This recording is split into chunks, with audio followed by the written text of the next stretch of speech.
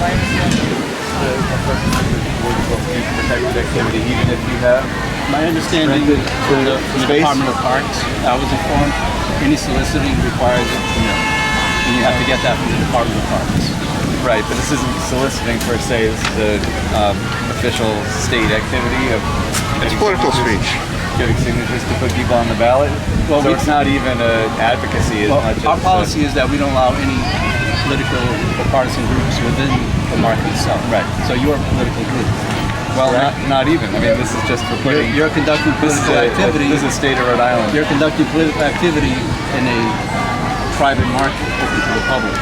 Now we don't allow any random vendor that's not part of the and market. I understand not allowing random vendors. So we don't allow I think random political speech is in groups a to different come in category since we're not vending. because by being here, our customers infer that we are actually sponsoring you. Yeah, I don't think anyone would infer that. Why would we don't allow other groups to come in? So if Yeah. you're here, why would they not take that? There was a huge Regenberg banner here last week. Did he get a pass to do that? No, I wasn't here last week, but one of our vendors asked him to take it down because you're not allowed to do that. If you want to put anything on the park, Yeah. any kind of sign, banner, or anything, you have to get a permit from the Parks Department.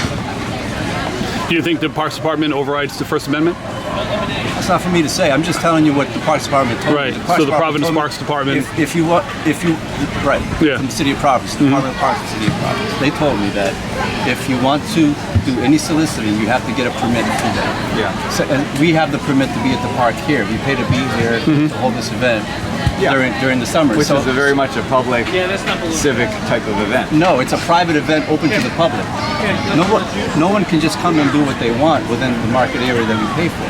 So our market area is paid for through the permit process with the City of Providence. Right. So, like musicians can't, other than the musicians that we allow to come in, that we schedule ourselves, can't just show up and start playing for tips.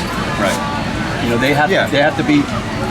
They have to go through the market itself to be here, and it's the same. It's the same concept with everything else. So we don't, Up to we allow community groups to come in and table at the market throughout the season, Right. but they have to meet certain criteria. One of them is non-religious and non-political or partisan in any way. Wow, those are both actually protected speech under the Constitution. Religious and politics are the two things that are the most We are not going protected. to have religious groups or political groups at our market. Right. But you see where that might be thought to be absolutely anti-American at its core, right? Well, it's a private event. Right. I mean, if this was a public event put on by the City of Providence, maybe you'd have a good reason to. Yeah. to But it is think also that, a public park, right? And it's open to anybody. Anybody not can walk when- in here. Not when the City of Providence hands out permits that they take Right. money for. I was at the India Point Barbecue recently.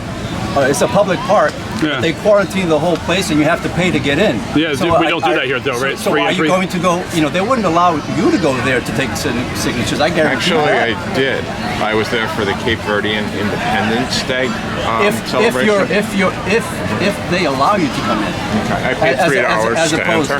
Yeah, and then you didn't have a problem, opposed right? to just showing up unannounced and just going in. Right. Because most of those events, they quarantine the whole area off. They don't allow anyone in there. And I think if I came in here, it's a public park. if I came in but here they pay to be selling there. bananas or something, then I would understand. That's not the process you have for admitting vendors. So what But you're saying? What I'm So what you're is saying is collecting if there's a signatures for group, ballot. if there's a group that has a campaign of some political nature, like I was just approached recently by the Turn Off 10 campaign. Yeah. I don't know if you've heard of yes. that. Yeah. They wanted to table as a community group, and we denied them because it's a political campaign, and we were not going to let a community group come in and put on a campaign to our customers. I think that's a little bit suspect. But as far as a state-sanctioned process, right? The state doesn't sanction turn off 10 or turn on 10, right? But in terms of we need to put all candidates on the ballot. In order to run for office in Rhode Island, you need to collect signatures. Without that, there can be no elections. So this is actually a kind of state-sanctioned official process, which is integral to the whole process of having elections. I which is part of democracy. take your point. What the Parks Department told me, and I called them this week. just to verify. And I told them there's this political activity going on, gathering signatures while our market is going on. And what are the rules according to the Parks Department? And they said there's no soliciting without a permit. So if you want to solicit for signatures, you have to have a permit. That's what I was Does told. the Parks Department have written rules about this? I think you need to contact the Parks Department. Thank you. That's what I was told. So within our permit, within the area that they allow us to hold this park, the market in the park. Yeah. We can limit people from coming in and selling things. Yes. We can limit people from coming in and doing other activities, passing out flyers, doing all that sort of stuff. You can't do it within our market because we have the permit from the city of Providence. Can I just ask, just quick, what your name is? Rui David. And you're the I'm manager market here? manager You're the manager of this? of the market. Market, cool. Thank you. And that's what I was informed from the Department of Parks. Yeah. Is that if you want to solicit in a park in the city of Providence, you have to have a permit. Now the whole question of First Amendment and free speech and all that, that's for you guys to figure out. And just talk it out with them because I don't know the answer. I'm just telling you what our policy is. It's having one group here means that you have to have either everyone or no one. And our policy is that we just don't want any political activity within the market area. We don't want to expose our customers or our vendors to it. And either that or also religious activities or anything of that nature. We're just here to put a farmers market on for benefit of our customers and our vendors. And anything else that's periphery to that, we don't want to get into the politics. I mean, it's how it is in a democracy. I know where you're coming from. I know where you're coming from, and to us, as long as you're on the periphery of the market and not blocking the walkways into and out of the park, you don't have a problem with it. But if you're walking around and approaching our customers, and that we have an issue. So would you consider calling the police if someone were doing that? It hasn't gotten to that point. I mean, most of you guys have been courteous, cordial, so I don't have an issue with it. As long as everyone's cooperative, I don't have a Right, problem. but I'm saying if somebody were to ignore that and continue to ask for signatures within the context of here, you would actually have to call the police, right? If we had a political candidate that tied a banner to the trees inside the park and refused to move it, we would call the police. I mean, Right. But what other person asking for signatures would you call the police? Like, if these guys just continue to do that, would that be a police matter? I haven't had to. That's you're speculating. I'm asking a question. I've spoken to. I lost count. 6, 7, 8 already. Right. I just asked them to. Last weekend, for campaigns to gather signatures, so everybody's out in force. I've heard that. And I would think, I wasn't here last week, and I would have passed this along last week, but I wasn't here last Saturday, and I heard, that's when the banner was put up and all of that. And to me, if you're coming into an event like this and you put up a banner without even asking anyone, that's. Well, there's a lot of coverage under case law for free speech. I mean, the ACLU talks about it all the time. You have this free speech, and political speech is the most protected, aside from religious speech, which is also really protected. Within a public park, free speech or not, I don't think you can put up banners or any kind of signs, regardless of what. Well, the law actually says untended, so you're not allowed to put up a banner and then leave it there, but you can actually be there with the banner and stand by it as long as you like in a public park. I would check with the Parks Department. Oh, I know the law on that. Yeah. I might ask that you consider. I mean, we wouldn't allow it. I mean, suspending- if someone put a banner in our market area during market hours, and they refuse to take it out, I would call them. Yeah. Okay, I cool. mean, it's just. I mean, we're not paying here to promote someone's campaign or whatever it might be. Okay, cool. I guess I would ask, since it is the last weekend, that you consider just either suspending the rule or suspending the enforcement of the rule just for the last few hours of the market. And because what you have around here, there are a number of different campaigns. You can't be accused of favoritism. A lot of campaigns are out. This is obviously a public, spirited, civic kind of event, community event. I don't set the market policy. No, but you're the enforcer today, so you can choose. Well, I enforce what the market policy is. Right. So if they tell me that we don't allow solicitation, that's what I'm enforcing. But the I'm market, just saying, you could, I don't change choose the rules. I don't change the market rules for the vendors either. So I'm not going to change the market rules for the market itself. We've been doing this for a number of years. We've had We've had signature takers also in previous years. We've always asked that they politely a lot of set up people- outside of the market. What I'm finding is We a lot of haven't people had an issue. A lot of people enjoy the opportunity to participate in their civic elections process, as part of, again, a state mandated process. So not a advocacy process as much as a part of the elections process.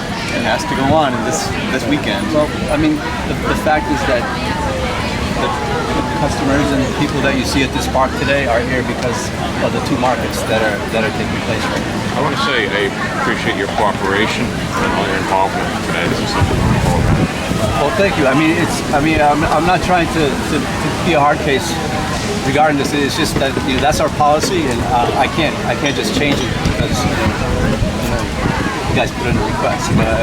If you have any questions regarding the legality of or the rules from the parking department, I think you have to contact them. The message I got from them was that any solicitor requires a permit. So to us, what you're doing is soliciting. Might not be under the law, might be something else. It might be protected speech. But I'm not a lawyer, and the market ends at 1, and I don't think we'll get to the bottom of it by that time. So I hope you guys cooperate. Just as long as you're not blocking the walkways, it's not an issue. And as long as you're not blocking the food trucks and the lemonade truck, from their customers from coming in and out of. I don't have a problem with it. Nobody really has a problem. We're certainly not. It's just harassing it's just people, within the market area that asking people if they're registered to vote, and if they are, can they sign to put a candidate on the ballot? While I'm here too, I like supporting your local vendors. I like spending my money wisely on these very beneficial businesses. Well, we appreciate it. You're welcome to come back after you're done with your campaign. But I do think that local sourcing is a very strong political stance to take. Sure it is. Everything is political. Yes, I think that's a very strong political stance. Food is very political. I agree. But we're just trying to put on just a regular farmers market, Family-friendly market, not we don't want dirtied complications by from anything. electoral politics. We don't want capitalism dirtied by human rights. Yeah. Well, it's been like this is one of the oldest running markets in the state. Hey, I was even when it was at Hope High. I've been a patron. We're 26th season. Sure. And we've been down at this park for 9 years since we moved from Hope High. And before that, they were downtown. Vendors in this market is what kept it going all those years. They hardly had any customers at all in the 90s, and now it is what we see here. I agree. This park has been vastly improved by the presence of the market here, for sure. I agree with that. I live right up the street, and Thank you. I think it's a very good thing. I would just like to see. I personally would like to know where everything where the Parks Department stands, what the law is. And, Yeah, I'm going to talk to the ACLU about it. At this point, we're going by our own policy and what the Parks Department tells us. So if the Parks Department says, for political campaigning purposes, you are free to come into it in any park, regardless if it's holding an event or not, and you can solicit the customers for signatures, then that's one thing. But There might be rules. I haven't been told that. Yeah, there might be rules about like gated versus ungated, about alcohol being served. There might be all sorts of other rules that come into play, so it could make it complicated. For instance, you don't actually restrict people from coming in from any area. So in that sense, it's an open market. There might be different rules. It might require you to put up a fence in order to actually make it a private event and stuff like that. So that's a possibility anyway. I don't really know, but as far as I know, they told me, soliciting requires a permit to be in the public. So our permit is for the whole entire Olympic Park area. Right. Well, I saw a kid with a lemonade stand up there. Just want to let you know, and I saw some Jehovah's Witnesses behind a tree over there. Right. For the whole park, so you might want to get on their case. And that's, we've also asked them to. They've actually tried to. Yeah. Right. To do their thing inside the market area, and we're not really like totalitarian on this. I mean, we asked them to set up at the end of the park, or before our market starts. And it's the same thing with you guys. You know, it's like Sure. we don't mind you being here as long Oh, I'm as just a you're not- reporter. I'm not with these. I wouldn't be with these guys. as long as you're not inside the park. Yeah. Cool. I mean, the market area of the park where we're in. You know, you don't have a problem with it. If you want to do it outside, it's fine. We're not going to stop you. You know, but you know, technically, from what I understand, if you want to set up in the park, you have to have a permit. Thank you. I appreciate that.